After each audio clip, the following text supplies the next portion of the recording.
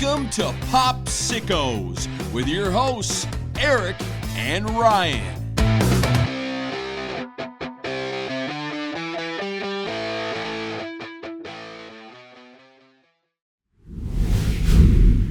Okay, welcome back to Pop Sickos. We got a interesting episode today, something that we're going to talk about. It's Idiocracy, the movie that should not have been a documentary, but guess what? It turned out to be. It is. It is real life. A real life documentary. We are in the simulation right now. Yeah, and it's an unfortunate simulation. I'm so sorry, folks, but they predicted reality. Yes, the overpopulation of idiots, Neanderthals, hillbillies. Trash people, they're real. They live amongst us. Yes, the gutter rats are real. Yeah.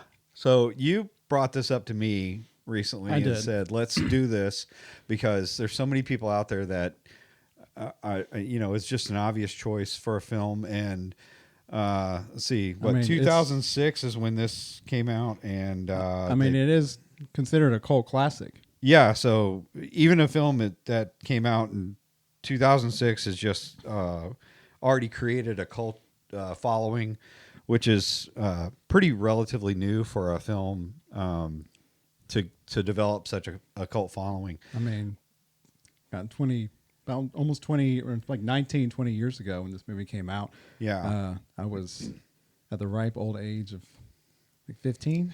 All right, so you're killing me, Smalls. No, that's fine. But that's okay. We really do like this film. I've watched it many, many times. Not lately, but you did watch it lately, right? I just watched it this morning. Okay. Before this recording. Yeah. It came on Netflix and I was like, I have to jump on this. I watched it I was an idiot. I bought it on Amazon because it wasn't available for watching. Because you can find anything on Amazon pretty much, but you have to rent it.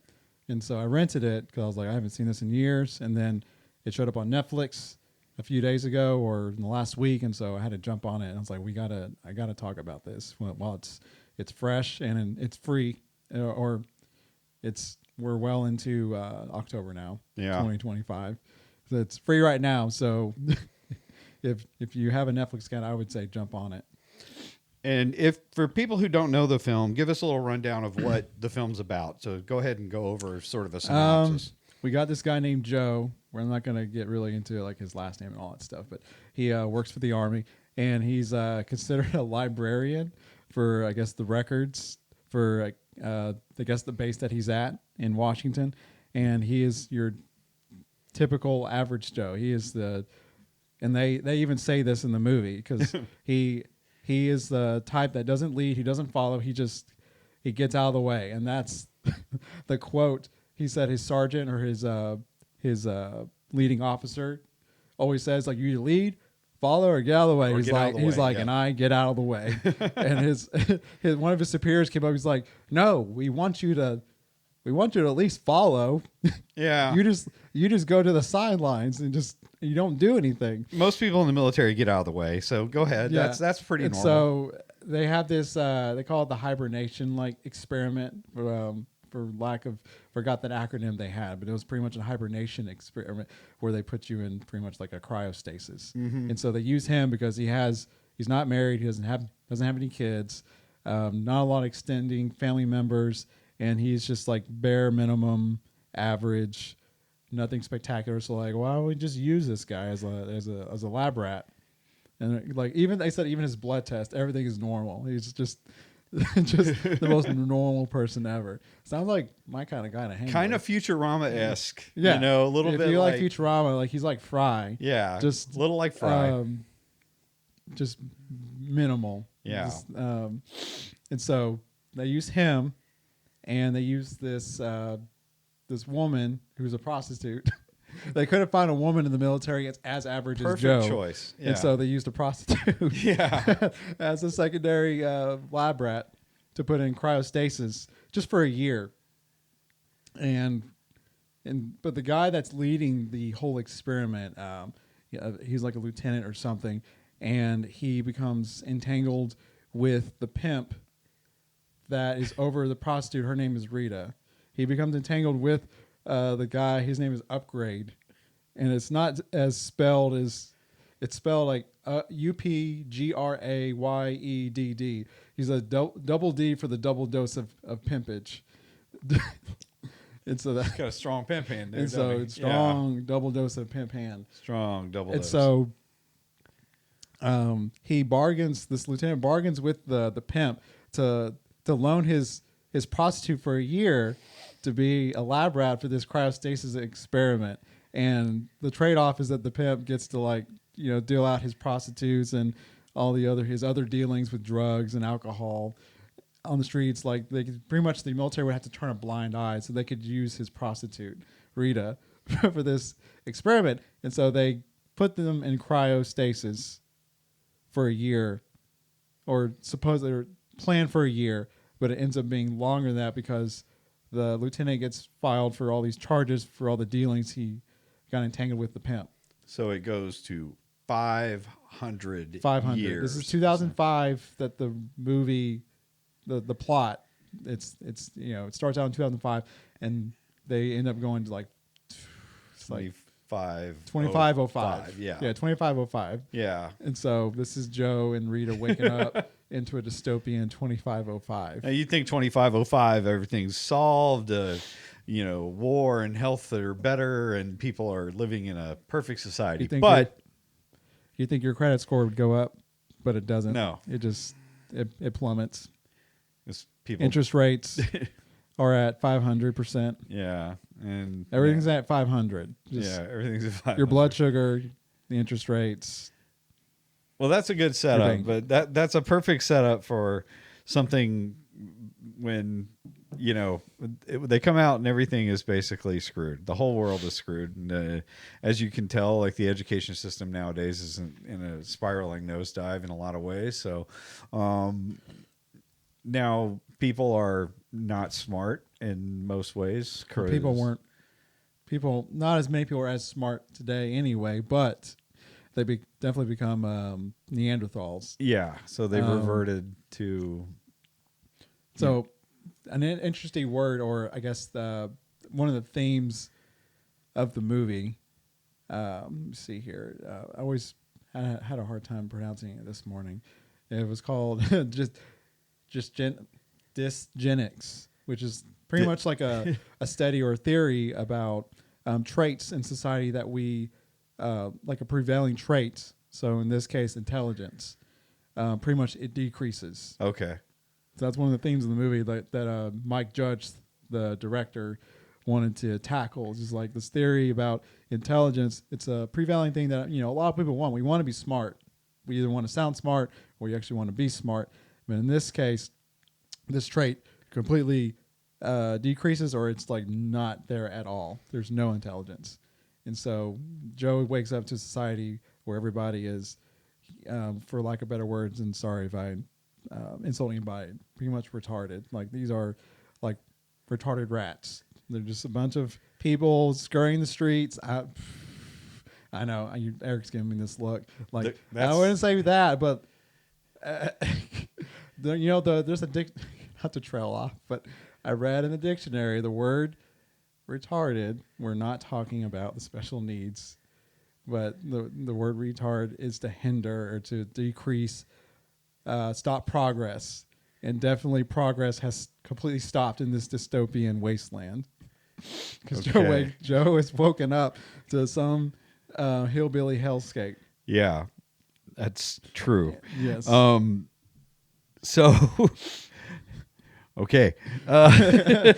Eric's flabbergasted. No, I get what you're saying.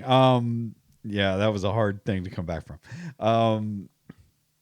So what we're actually saying is that when he has to go, and I think technology is really the prevailing factor that caused so much of the damage to the society, that people dug into technology so much that they started relying on it, and there was no the brain functions did not advance because people stopped relying on their critical thinking skills, And we're seeing some of that nowadays with ChatGPT and things like technology that's essentially saying, it's okay, don't start trying to write term papers. We'll take care of that for you, and we'll just grab a whole bunch of crap off the internet, and I'll spew out whatever is available out there. So we're going to, think for you. Some of the interesting things were that I noticed about it were it almost was celebrating some of the more base, behaviors, like the lack of, art that was there. Like he said, when they said that there was one movie that was playing and it was 2 hours long and it was called Ass. And it was just literally that's all it was. It was just an ass for 2 hours. And people were just laughing like crazy at it. I think it farted. And it farted. Yeah. And that was probably the highlight of the film. And then no, there's more. Okay, great. To me, there was more, but I'm a simpleton. Yeah, okay. And then I could have blended in with the masses. So some of the great things about the film were the actors that starred in this film. You've got Luke Wilson, you've got Dax Shepard, Mya Rudolph, just Terry Crews, Terry Allen Crews. That threw me off because we all know him as Terry Crews. But in the opening sequence, it said Terry Allen Crews, and so I was like, "Oh, so this is not to say it was a not a low budget film. It was like a $2.4 million budget film. That's what it said on Wikipedia. I don't know how accurate that is, but anyway, I was like, he wasn't as much of a big shot, at least to me, during that time frame. So it's funny to me that they put his middle name in there. Okay. And so, because not everybody walks around and go Terry Allen Crews. It's just Terry Crews. So why do you think they included his middle name? I don't know. It's like, I guess the lower on the totem pole you are as far as notoriety, they insert your middle name. So if I was a rising star, they'd probably put my whole name. They would put Thomas Ryan Carlton. Well, he had done, I know that he got his breakout role. His first screen time that he got was in Training Day. Right. Well, he played the Pigeon Man. Okay. And Denzel Washington and, he was basically has a scene behind Denzel after at the very end of it, King Kong ain't got shit on me, where it's basically at the very end, he walks up and he's standing there behind Denzel. Antoine Fuqua directed that. So he saw him in this group of people and just said, I need you for this. And, Terry Crews wasn't actually going to be cast in that film at all. He was just, a guy who had this, and I think he came down there to just, try to be an extra. And so he wound up, just because of his persistence and the way he looked, he was very standout look. Yeah. And so that was the first time he was ever on screen. So I think this was pretty early on in his career. Yeah. So I think he was still rounding out how he wanted to be perceived on film. And so putting his middle name out there, I think like what you're saying is trying to get, as much, push on screen credit. Right. So, I just thought that was just, to me, that was just funny. I was just like, yeah, it's like Terry Allen Cruz. It's not what you hear nowadays. It's like, Luke Wilson or Mya Rudolph didn't put their middle names on there. They there. don't put their middle names on there. Right. Now, so to me, would you say, like I said, when you're not as famous, do you think actors put their middle names? Whether it's their choice or not, do you think they do that? I don't know. That could have been something from his agent. His agent may have said to do it like that. So to me, that gives makes me notice him less. You put your middle name there because, I know him as I've always known him as just Terry Crews. Well, it's like mostly William H. Macy. Yeah, you know him as William H. Macy. Right. If you ever saw him on screen as William Macy, well, see, he's the only William Macy that I know. So. Yeah, I don't know another William H. Macy or William Macy. Right. So if I saw William Macy, I'd be like, "Where's the H?" Yeah, I'd wonder why there's no H. And why? And what is the H? Well, I don't know. It might be Howard. It might be probably Hardy. Howard. It's probably Howard. Howard, yeah. He's definitely not a Harold. No, probably not. But, that's just interesting because Alan's not used anymore. But, yeah, I mean, I got a friend. His name is... I was thinking about him today. It's like my friend David, his middle name is Alan. So I was just like, hey. You were thinking of So Alan, I was thinking, it's like, hey. So it's like, there's another Alan. But interesting enough, the characters, we have a lot of, they have a great cast. And certainly Terry Crews's character, I always screw this up. So the president is... Oh, do you have it pulled up? No, I don't. I do. I written it down for this. Okay. I was waiting for this. Okay.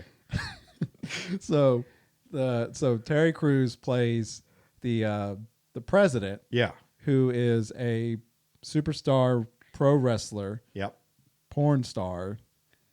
He has 3 titles. Well, it was like super all-star, like 5-time winning champion pro wrestler, porn star, and then president. Okay. And his whole name in the movie is President Dwayne Elizondo Mountain Dew Herbert Camacho. Okay. Yeah. Okay. In the first scene you meet him, they just said, "Oh, Dwayne Elizondo Camacho," and then it gets to a point of like Mountain Dew Herbert. Well, he's obviously sponsored by Mountain Dew. Yeah. So, well, I'm like, where's Mountain Dew? It's in there somewhere. And so, maybe so in the movie, there's this corporation that pretty much takes over pretty much all, like maybe 9% of the workforce in America, or at least 50%. It was a company called Rondo. Yep. This is pretty much like their own Gatorade, because their slogan is, it has electrolytes. And everyone here is waiting for for us to say this. So Rondo has electrolytes. And that's what plants crave. And that's what plants crave. And that's what plants crave. So, like I said, society, their intelligence has gone down, so they don't understand, not everything needs electrolytes. We could just be well off with just water. Right. And so 50% of the jobs in this movie, they work for this corporation called Rondo. Like I said, it's their Gatorade. And it's like this lime green, it looks like almost like antifreeze. It's delicious. Yeah. It looks like Gatorade. It's basically Gatorade. But it's like a really dark green. It's not like that. Yeah. Not that light green that that we're used to seeing, but it's very dark. And they use this to irrigate their crops. And they go, this is what the plants crave. It has electrolytes. Yeah. And then when Joe suggests using water, they said they are mortified because they think, what, like out of the toilet? Right. Yeah. So I don't think we told them, but like the world is desolate. Like there is dust bowls everywhere. They even showed like in the opening scene, one of the opening scenes of Joe arriving into the future. Yeah, it's like a mountain of garbage. Yeah, I thought it was a mountain at first because the sun was hitting it in a way where it's like, oh, we're about to see our horizon with the mountain, beautiful horizon, mountain view. It's like, no, it was just garbage because they forgot how to process and burn garbage. Yeah, and so they just threw all their garbage into a landfill. It looks like WALL-E. It looks like it looks like it looks like a scene from WALL-E. Yeah. And when Joe was in hibernation for those 5, or in the cryostasis for 500 years, he was sitting on top of that mountain of garbage, and one piece of can created the great avalanche. They said, of 2505. And this is where our story starts. The one can. Yeah, that's right. And this is where our story starts. He comes avalanching into his soon-to-be lawyer's apartment. Dax Shepard. Dax Shepard. Yeah. God, I love Dax Shepard. Side note: if you haven't watched or listened to Armchair Experts, this is not an ad. No. Shout out to Dax Shepard and Kristen Bell. So, by the way, yes, and And Monica, his co-host's name is. Oh yeah, that's right, Monica. So yeah. Armchair Expert. If you haven't listened to that podcast, I highly recommend it. Dax and Kristen, if you're listening, if you ever, my wife and I eat at your favorite restaurant, Sperry's. Yes, here in Nashville. And I've listened to that story where you were in jeans and somebody criticized Dax, and Kristen kicked their. They killed. They are the verbally. epitome of kill with kindness. Killed with kindness. And that's so, right. if you ever get a chance to listen to that story on his podcast, I recommend It's it. awesome. So, but yeah, Dax Shepard does amazing playing the lawyer, who is a complete idiot like everybody else. His name is Frito. I forgot his full name. But yeah, his name is Frito, and he's like sitting in his apartment.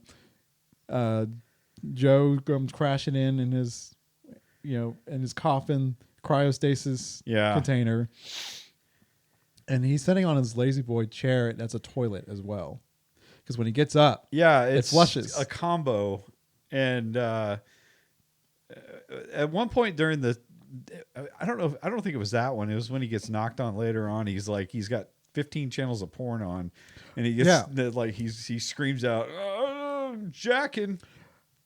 It was like somebody's pounding on his door. It was Joe coming back. Joe and well, I think that was later. Like they come back to the apartment after like his trial hearing. Yeah, but when you're right about his TV. There was like 15 ads while he was watching a TV program. It was called Ow My Balls. Yeah, that's right.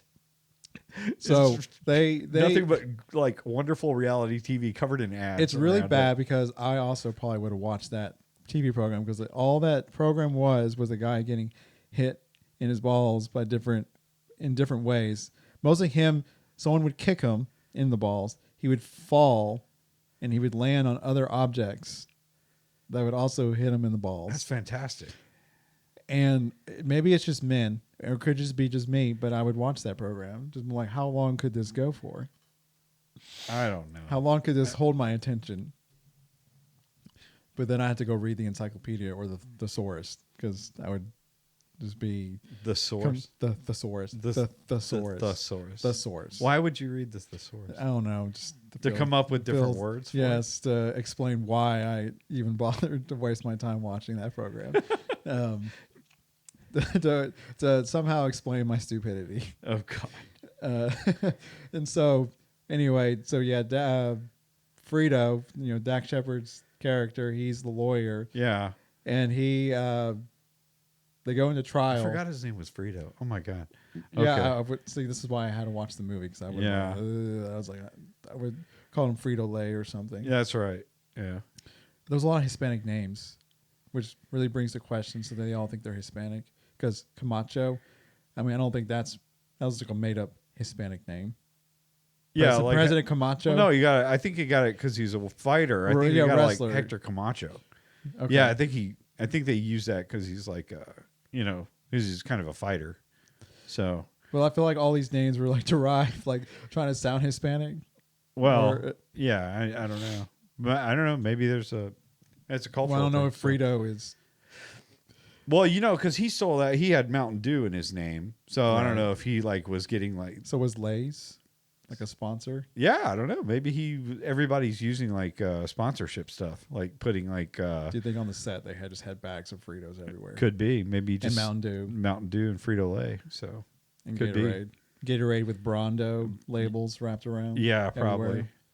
But Justin Long's character also cracked me up. He was the doctor, and yeah, Joe had to go to the hospital, or he wandered into the hospital after he woke up out of cryostasis, because he thought he was hallucinating. Yeah, I know we're all over the place here, but yeah, we're giving snippets of the film, so you can see it and sort of put it in order in your brain if you haven't seen it. But we're just recalling stuff, sort of like Friends talk, just ridiculous stuff here. So this scene actually cracked me up. Justin Long plays the doctor in the film, Dr. Alexis. And there was another doctor. When Joe was waiting to be seen by Dr. Alexis, he was drinking out of the water fountain, or what seemed to be the water fountain, but it was a Brondo fountain. So when he was trying to drink from it, it was Brondo coming out. The lime green. Yeah, that's right. And a doctor, he turned around. He's like, "Where's?" It's like, "Does this have water, or do we have water?" And it was a doctor he was talking to. I didn't realize that this is my third time watching this movie, and there was a doctor named Dr. Shaft. Dr. Shaft? His name was Dr. Shaft. Oh, okay. Yeah. So all right. I just thought that was something I didn't recognize. Yeah, I didn't catch that. Yeah, and so I didn't realize he was a doctor. And I was like, and he just laughed at him. He was just like, and he just walked on. But yeah, Justin Long's character was just a stoner boy. Yeah. Just So imagine going to your doctor and a guy talks to you like a skater. And that's pretty much what the guy talked to him like. So, and Justin Long talking in skater slang to Joe. So that was really just, that whole scene was just crazy. I like the film, and I just haven't seen it in years, but there was a whole lot of, scenes like Joe putting his arm in there's a machine that everybody has like a barcode on their wrist tattooed. Yeah. Identification. And he had to put his arm in the machine, and he's still at this point in the beginning of the film, he's really not knowing where he is or what's going on. So the machine has to ask you the question, what your name is, state your name. And he sticks his arm in there, and it says, "Please state your name." And he's baffled by what's going on. He says, "I'm really not sure." And the machine goes, "Thank you. Please step away. Not sure." And so it's like, he said, "Are you sure you're like it's like first name not, are you like confirm your last name is Shore?" He's like, "I'm sure." He's like, "I'm sure it's like he's trying to say his last name, which is it was Bauer." And he was like, "I'm sure it's Bauer, but like, it picked up. Oh, okay, it's Sure. So your name is not Sure." Name is Sure. Yeah. Your name is not Sure. So for the rest of the film, everyone called him not Sure. and it took a picture of him. So like he was fighting the machine to take his arm out, and so it took a photo of him like kind of wincing, just like yeah, that was his ID photo. Was him. Yeah, this is ID photo. So just face grimacing, just. And I mean, let's talk about Mya Rudolph. One, I think I knew her from Saturday Night Live before this movie, and I think she was definitely like a good. Like his good like paramour for this movie. Yeah. She wasn't unintelligible. No. I think she was very self-aware, but she was overly obsessed because like again, she was the prostitute for Upgrade the Pimp from 2005, and she was so paranoid, like most prostitutes are, about their pimp coming to hunt them down for the money. 500 years later, she's still worried about her pimp. So yeah, 500. But she's not catching that. She even knew, like, even explained to her, like, "Hey, we're 500 years in the future. Your pimp is not coming after He's you." dead. He's she was long like, dead. She was like, "Magic portal, time machine. He's still gonna come get me. Yeah, He's gonna get his money. He still wants his money. He still wants his money. Well, he's double D for dad. Yeah, double dose of dad." But she still worked the system, or she worked because she was playing a guy, like one of the locals for money. Yeah. She kept saying, "Oh yeah, I'm going to give it to you, baby. Here in a few days." She had street smarts. Her character was great. Very street smart. She could survive in that environment because she knew how to handle. Well, that's like what her crowd was anyway. Right, that's her demographic, and she was just like using them right for the pickings, because it was like those people were just like so stupid that she could just manhandle everybody there, because she handled everybody just fine. But yeah, I think her character was just wonderful, to watch, and she's just a wonderful actress. So I just when she was on Saturday Night Live, she was just a really good actress, and just wonderful to watch on that and her seasons. And you know, a lot of people will say Saturday Night Live nowadays has just gone downhill so much, but we say that a lot. I think with you know, every few years, everybody goes, Saturday Night Live kind of sucks. We don't want to watch it, and then there's this uptick of people going, oh, it's so good now, and then we should really watch it. And everybody's like, well, what happened? Everything got better, you know.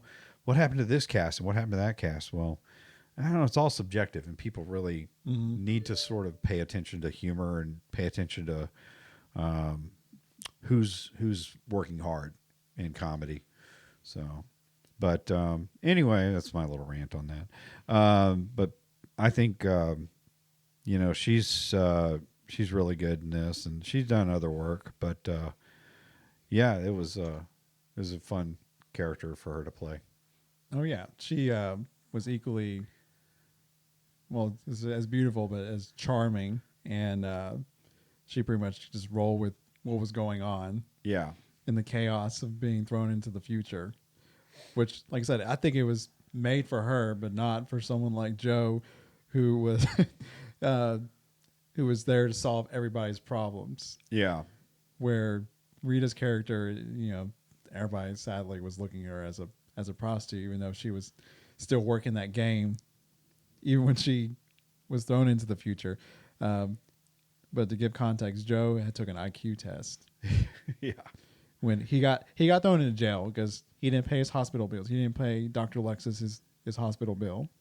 And so then he got his barcode and he got thrown into jail, and they did an IQ test. And so this is where President Camacho requested him to become the Secretary of Interior for the White House. Yeah. And he was basically the smartest man in the world. He was. Is what everyone said. He was the smartest man. He was smart. You know, they couldn't figure out why he was so smart. I mean, he's looking at the IQ test and it's like, pick the triangle. One of the questions was, if you have, I just watched it this morning, but pretty much it was like, if you have one bucket with 5 apples, it was either the apples or water. I can't remember. It was like one bucket with like 5 apples and one other bucket with 2. How many buckets do you have? Yeah. he was looking at it he was like 2? Is this a trick question? What? And on either side of him was 2 other guys putting shapes, like blocks, into like the corresponding shapes. And one guy was like covering up his answer. Yeah. And so that was the preschool questions. Yeah, the gist of the questions. And so Joe was deemed the smartest man in the world. Yeah. Sadly. The monster truck rally, that's another one that's pretty good. Another scene that's great. That's pretty much like their gallows. That's like, yeah, what they called the rehabilitation. Yeah. Which was Monster Jam. Monster Jam Think of Monster with Jam, weaponry. Yes. Mixed with like a public hanging mixed with Monster Jam. Yeah. So that's a scene worth catching it for. That one's something else.